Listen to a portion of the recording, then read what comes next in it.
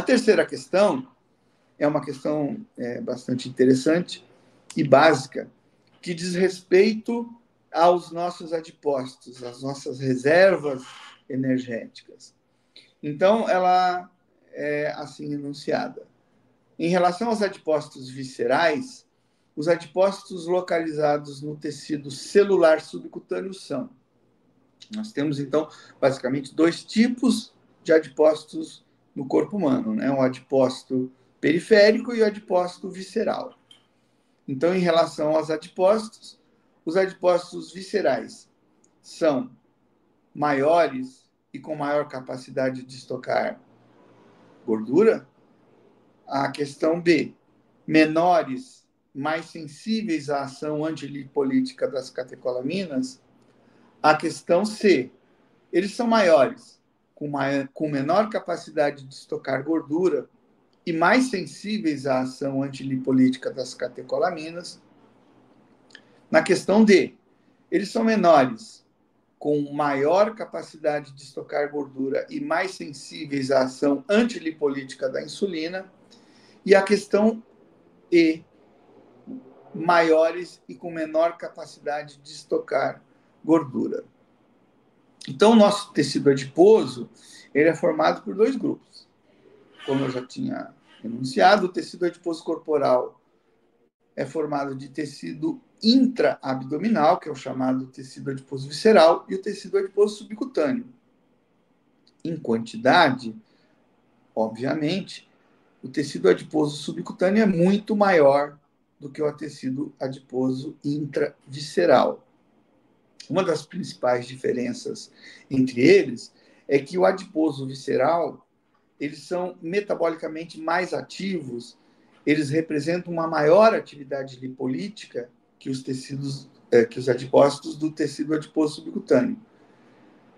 Então, tecnicamente, você tem ali dentro do abdômen o tecido visceral mais exposto a cortisol e catecolaminas do que o tecido adiposo subcutâneo e mais predisposto à liberação, após a lipólise, de triglicéridos e ácidos graxos para o sistema porta-hepático e a liberação para a energia.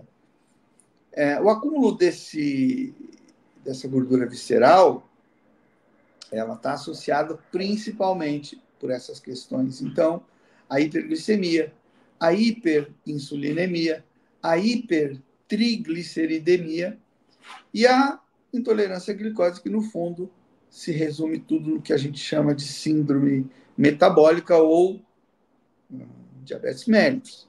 Há um overlap, há uma interligação muito importante entre todas elas são muito parecidas.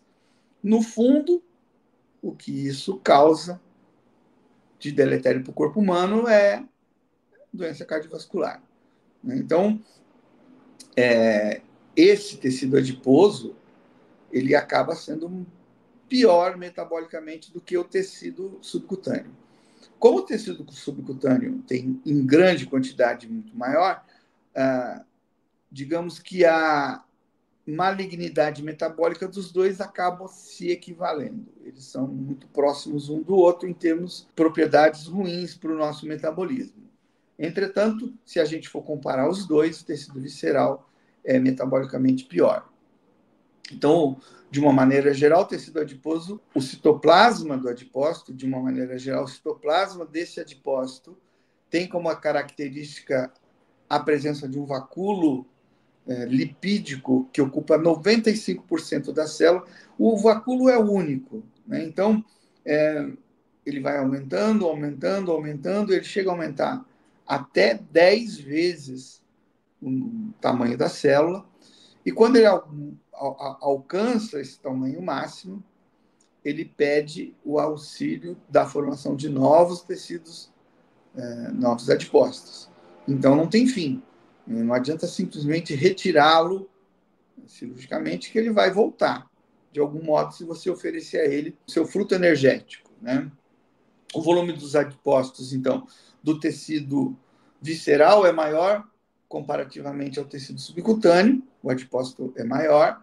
Essa é uma característica relevante e isso causa maior sensibilidade à insulina e a captação parece ser inversamente proporcional ao volume desses adipócitos. Então, há uma maior correlação entre essa adiposidade visceral e o diabetes tipo 2, e a gente coloca todos eles mais ou menos próximos, né? Síndrome metabólica, síndrome de resistência insulínica, diabetes mellitus tipo 2, intolerância à glicose, pré-diabetes, que não é um termo muito bom, porque, no fundo, todos esses que eu falei para vocês vão ocasionar doença cardiovascular.